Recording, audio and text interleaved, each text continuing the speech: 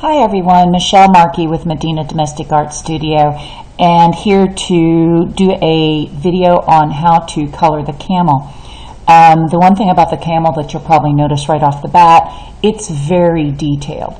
So a lot of what we're going to be doing today will be done actually with our Fabrico markers, and it makes it very easy using the fine tips to get into some of these smaller spaces like you see on the neck and up around the head. But we also will be using our Inktense pencils, and I've brought all of these out for a reason, and that is to address a concern that one of our students had about which colors to use versus what kit she had or what package of Inktense pencils she had. I'm very specific about my colors, and I do mention, actual colors that I use. However, that's not to say that you can't find a suitable substitute in your own collection. And I'm going to bring out these two right off the bat.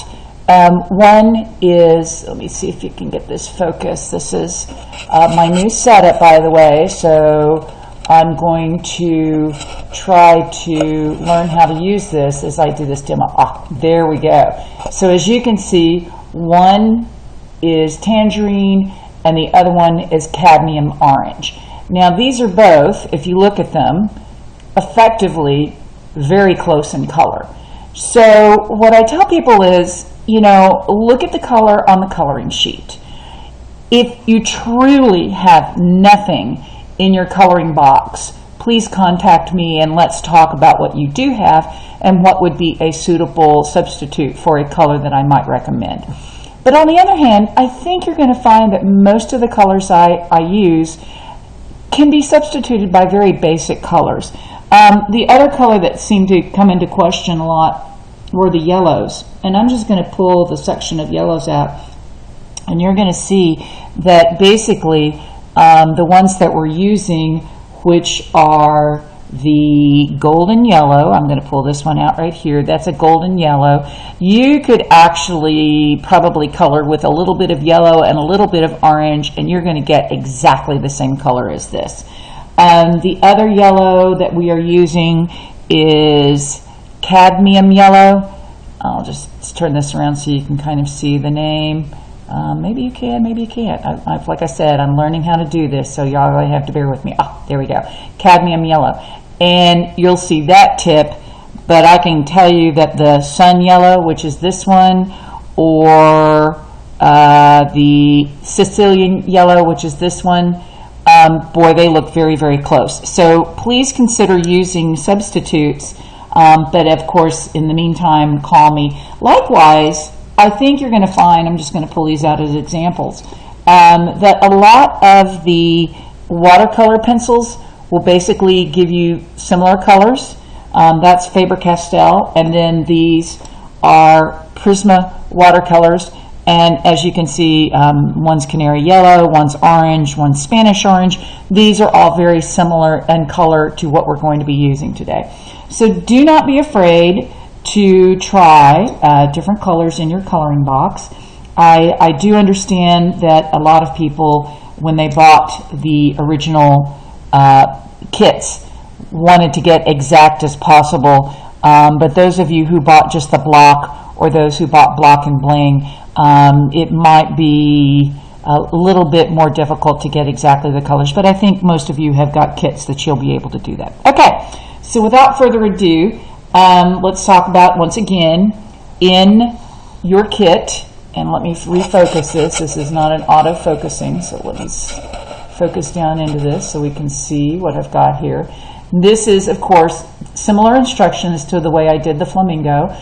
This is going to be my process going forward. One of the things that came out of class was this little set of instructions, which hopefully everybody will pay very close attention to. When using light Fabrico markers next to dark colors, let the light color marker dry completely.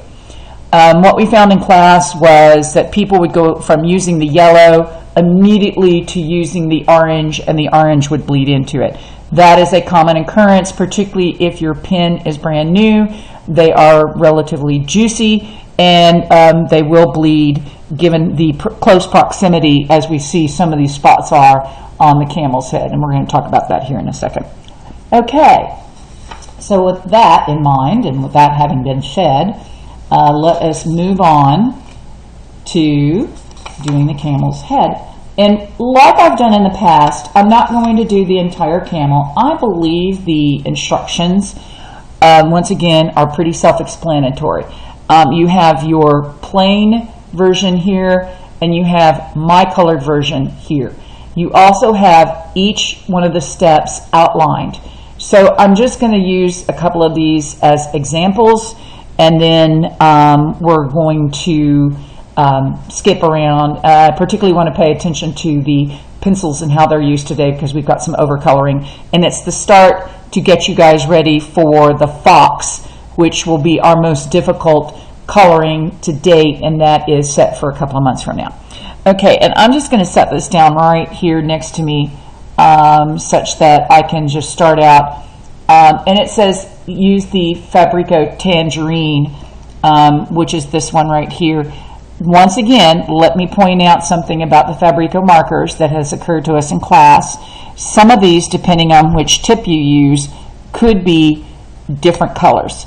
So I'm going to suggest that you grab yourself, actually I'll just do it here on these instructions, write a couple of colors of each side out, and actually, believe it or not, I don't know if you can see this, I can see it pretty vividly, the short end is darker than the lighter end.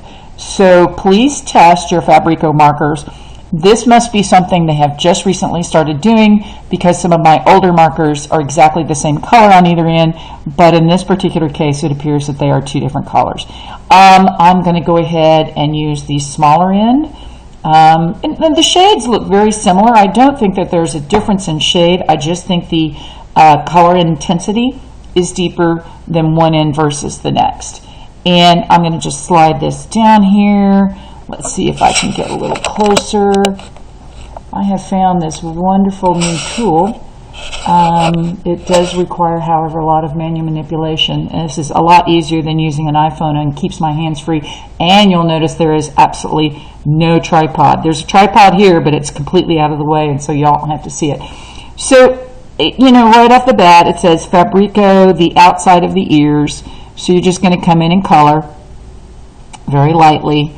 You don't need to use heavy mark, and color accordingly, just like you normally would with any of these markers. I think by now, if you guys are doing this as a block of the month, you'll know how to use these markers. They're relatively easy. From somebody who has just purchased just the Camel kit, I'm going to encourage you to go back and look at some of my original videos that are associated with Animals Gone Zen, and you can find some helpful tips on how to get started coloring this. Most of these videos have been done as a series for a block of the month, and so you might miss some information that might have been available in previous videos. Okay, so that's just an example of how we use our markers, and once again, truly with the top of the head. I do want to point out where the bling is, right here. That is yellow underneath there. So when you notice a color of stone, like this one is yellow, 99 times out of 100, the color that's underneath the stone is going to be the same color as the stone. So in the case of these little pockets here, where you see the stone around the nose, that's yellow. And if you'll notice, there's an orange stone right here, and that is orange underneath there. So just a thing to point out for you to be aware of. Okay, now let's move on to the neck. And again, this is one of those situations where I did kind of combine two methodologies. Down here is all going to be markers. Those are your tangerine and your two pink pens. Speaking of the pink, I usually like to start out with the bubblegum pink here in each one of these areas. Okay, one of these small areas where the bling is going to go. Then the next layer is bubblegum pink, And then this outer edge right here on all of these is your lipstick pink. Again, let those dry first. In fact, even in between pinks, let the light pink dry. Normally it doesn't take more than 5 to 10 minutes. Then move on to the next color. And then last but not least, you will do your orange right here.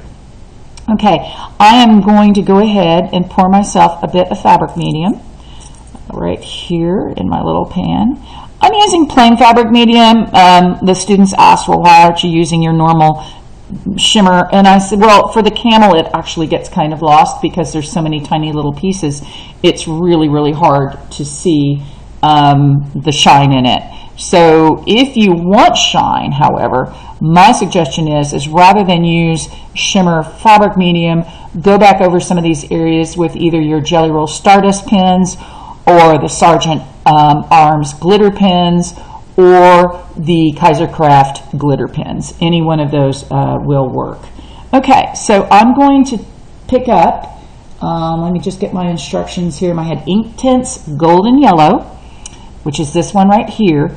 And my first set of instructions require me to color the area that is kind of right in this area right here. So if you'll notice, this is very dark.